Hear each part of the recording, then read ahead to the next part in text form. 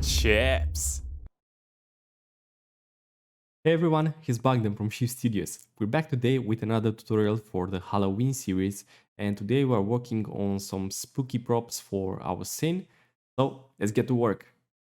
Okay, so here are back to the drawing board. Those are the assets that we did until now for our props. And what I want right now is to add the other collection that we'll be working on today. So let's move those to the side. And I also need to move my reference photos a bit to my right, be able to add some more. All the reference assets that I'm using right now, I actually have them linked in the video down below. So give the props to the artists that made them. So I'll be using this just as an inspiration for some tombstones and some maybe pumpkins to see the style. And I also got this one with Stonehenge. This one looks really nice and it actually looks pretty good with our environment. So I'll be using that as an inspiration also. So let's deselect the reference and I want to take all of the assets again and move them to the left. And we also need to create one additional collection in the environment with the name of cemetery. Like that. Okay. All right. And then we can start working on our first tombstone. I can't actually work on the photo itself since it's a perspective one. So I'll just use it as inspiration and do as I like pretty much. So you can copy whatever tombstone you want from here. You can go for complex ones or easy ones. I'll just do one model and add some differences to it. Since the tombs are not that important, they are not the main part of our story. So let's get this thinner and we want to select the bottom edges. But I think it's easier if I just select the bottom face. Yep. And let me see, I'll add here. This would be part of the tombstone. And I want to select those faces from the side and I want to extrude them outside on the X and Y axis. So this would be like the base, right? Bit width. And I want to take the top side and we want to extrude that into wireframe. And let's go for extrude and then we want to scale that in. And I want to bevel this point so we make it a bit smoother looking. Or actually I think I'll just put a line here and I'll make this wider because I want to make something else with the top. All right, that's starting to look like something.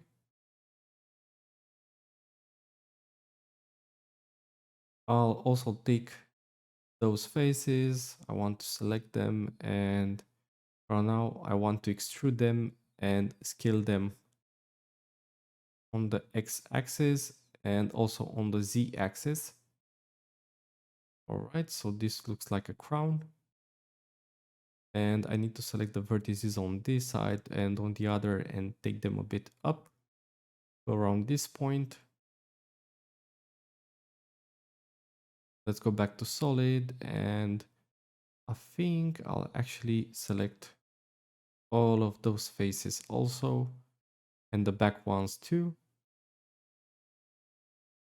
And I want to extrude them and do it like this. All right, now our model has a bit of depth. And if you want, you could also select this part and inset it and we can make something like a small cross. So let's drag that out to around here. And we'll be needing 2 more lines here. You can leave them in place and select those two, extrude. and the scale on the x-axis. And here we have a small cross. It looks a bit weird, so yeah, about that. Okay, now I can select those three faces and I can actually insert them in and extrude them inside a bit. We add a bit more detail also. And if you want to be funny and stuff, you can actually write stuff on it. Or maybe you can put your own logo in here. That would also work. We can make it look like it's yours. Okay, and I duplicate it. And right now I want to make some changes to this one, but I don't want them to be permanent. So I'll be creating, let's say, a cube, and I make this cube smaller and I take it here to the image, and I want it to overlap our model. So let's rotate the cube a bit and put it around here, let's say. All right. And let's go to the bool tool yet again, and we want to press on difference. And as you can see, it's like the geometry of the cube is getting inside of our model. So if you put it up as a brush, you can actually still move the cube around and make some changes about the placement of the cube so that you can get some better details out of it. So I want it to look a bit withered down or maybe broken by, I don't know, a storm, a wind, or someone that doesn't like graves for some reason. This is a really easy method to break things, but actually not break them, because you can just take the brush out and it looks the same yet again. Okay, so this one looks way too weird. Let's give it an angle and make it look like it's chipping away at the stone. Something like that. And don't forget that you have to put each object that interferes with our tombstone, you have to place as a brush separately. It won't work if you try to brush three objects together. You have to put each of them separately.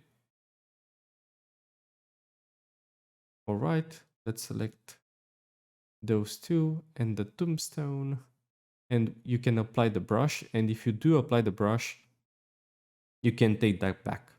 Like, you still have those objects, but if you applied it, like, you can't take the changes back anymore. So make sure you got them settled before you apply the brush. All right, so that's the second tombstone, and let's call it tombstone 2. And we also want to create like the stones that are put above the ground. So like the cement. We're not using earth here, like we're really rich. We got that marble. So let's get the placement right with this one. It should be in front and about this size. All right, so these stones actually, like these plates, would be coming out from the earth, so they can be a bit higher than they should be, because we'll be either way putting them like into our map. So that's the placement that I want, and we need to give it some more detail, of course. So I'll bevel the whole thing a tiny bit. All right, and that looks pretty good for starters, but I want to duplicate it first, get to the other tombstone, and since that one's a little bit withered, we also have to create an object that destroys the stone also. So let's put something like an icosphere, since it's really pointy. Can give a little bit more detail even though it's low polygon.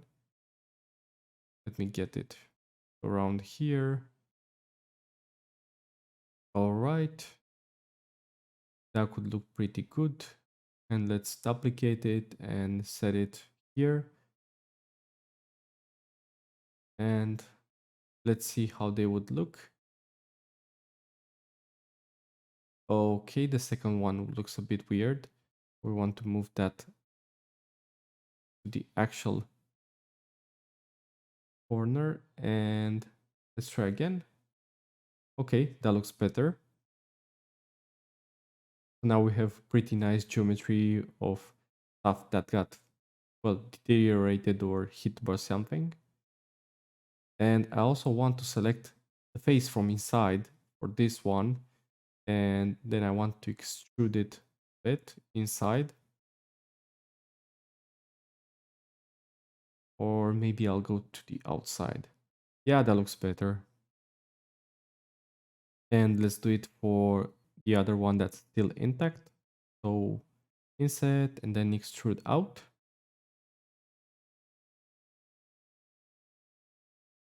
Okay, and just make sure that they are roughly the same size. Let me just redo that about this size. You can make your own version of these assets. It doesn't really matter. It will look a bit differently, but the mechanics are always there. So let's parent the stone to the tombstone as an object. And we can take the tombstones, apply the rotation and the scale, and put them on the lines with the other assets. It seems like we also have a rogue bush over there. So let's first move those two, go around here. And then let me just reactivate the grass one and take the bush also and put it in place. So here on the red line, okay, that looks good. All in order. I just want to save, and right now, let's take those down and move them a bit.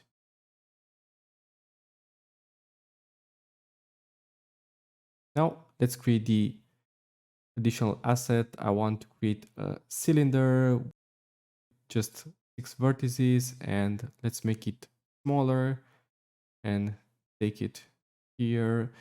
This would be the start of our fence. Since every graveyard needs something like a fence, we'll be creating one right now.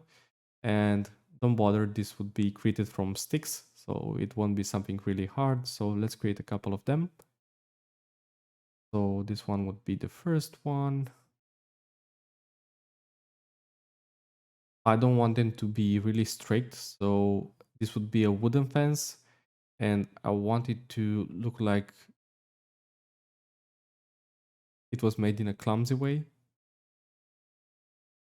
So let's see.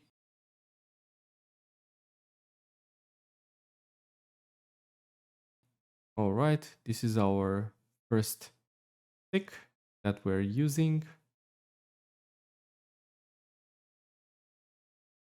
Let's make it a bit thinner. All right.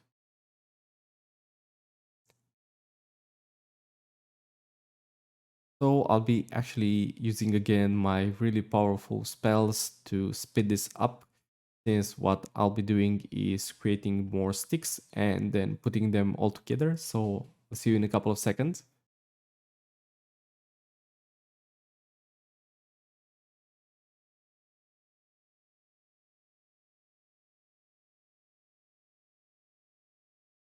All right, so now we have our fence made from sticks ready. But if you take a closer look at it, I think it's too small right now. Like it should be at least the size of the tombstones. So let's say first and take a closer look. Let's make it a bit bigger on the Z axis to around here. And let's apply the rotation and the scale for it. And right now we want to get work on the pumpkin that can't be missed from any Halloween scene, but I want to use for it around 12 segments. We don't need that many. And for the rings, we could go either for 8 or for 10. So let me just take a look to see what fits better. With 8, we might have too few geometry, so let's go for 10 rings.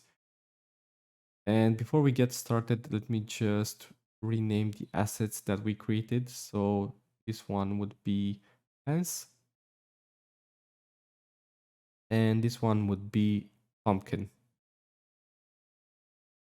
All right, so let's take this vertex, activate proportional editing, and drag that up. So we want to have the crevices that a pumpkin has usually.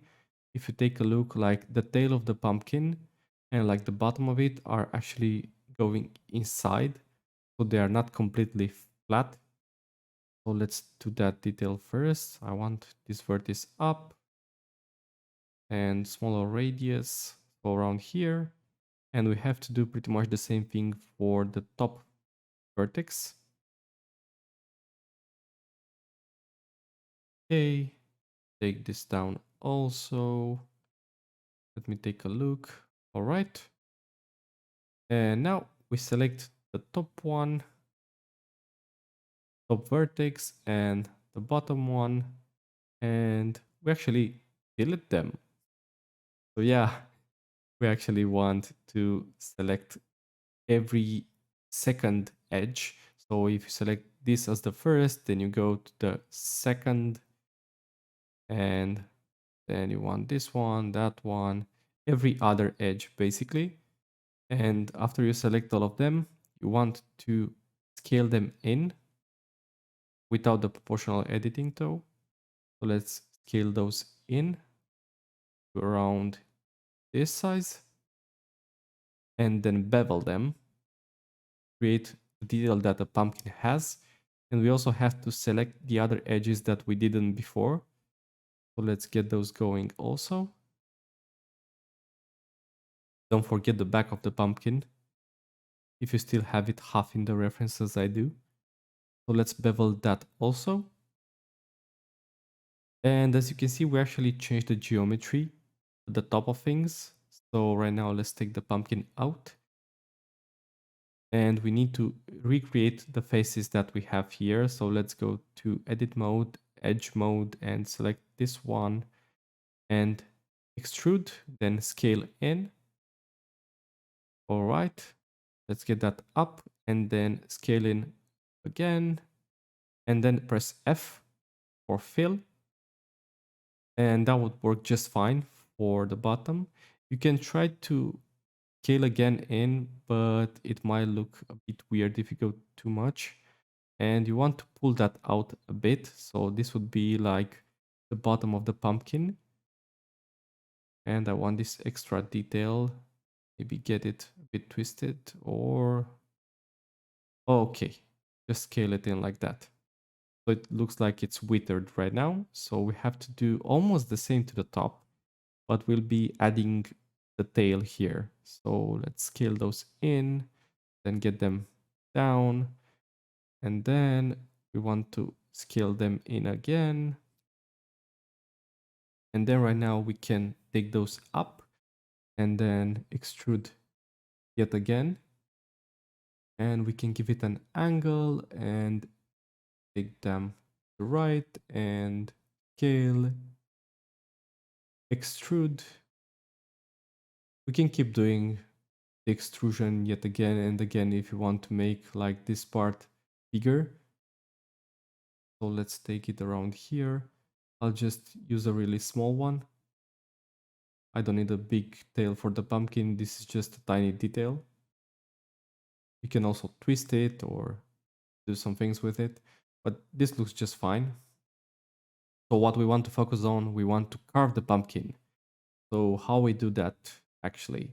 Well, we'll be actually using the knife tool to cut some edges around, and you can make your own drawing. I'll just go for something pretty, well, generic. So let me just take the knife tool. And then you select where you want to cut from. And as you can see, Blender actually gives you a sign where you can hit an edge. So let's say I want this eye to be from 4 points. All right. So this is the eye. Oops, I pressed the wrong button. So let's do that again. And I want it to go here and here, here, and close the eye. All right. This is a cut. This eye looks a bit weird. Let me just remake that.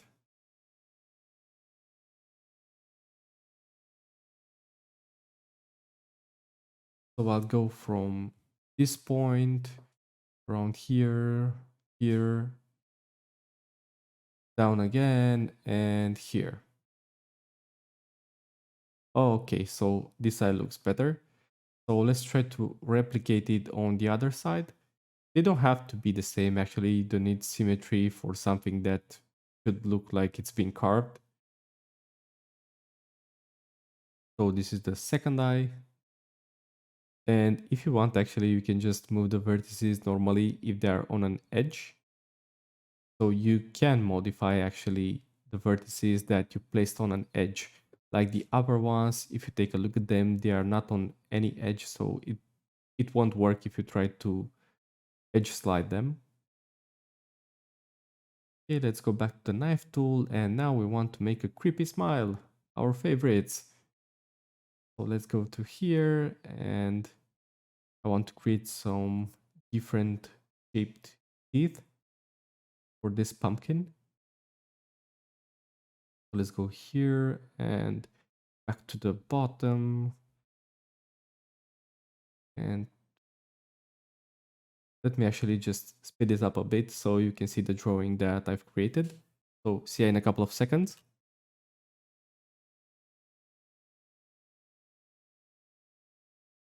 All right, so this is what we got. Now we want to go to select mode and select all the faces for the smile. Okay, I got some small ones here also. And we also have to select the eyes. Do make sure to select all of the faces. And then we want to inset those in tiny bit.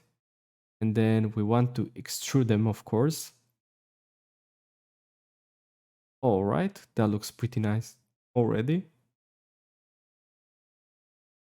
Let's take those a bit down in scale. And later we'll be actually adding the glowing eyes and the smile, and don't worry about that until then. So right now we have a really nice looking pumpkin.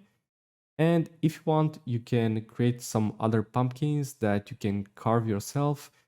So you can actually use the pumpkin without it being carved and duplicated and carve them the other way, or maybe give them a different smile, or maybe make some sad pumpkins.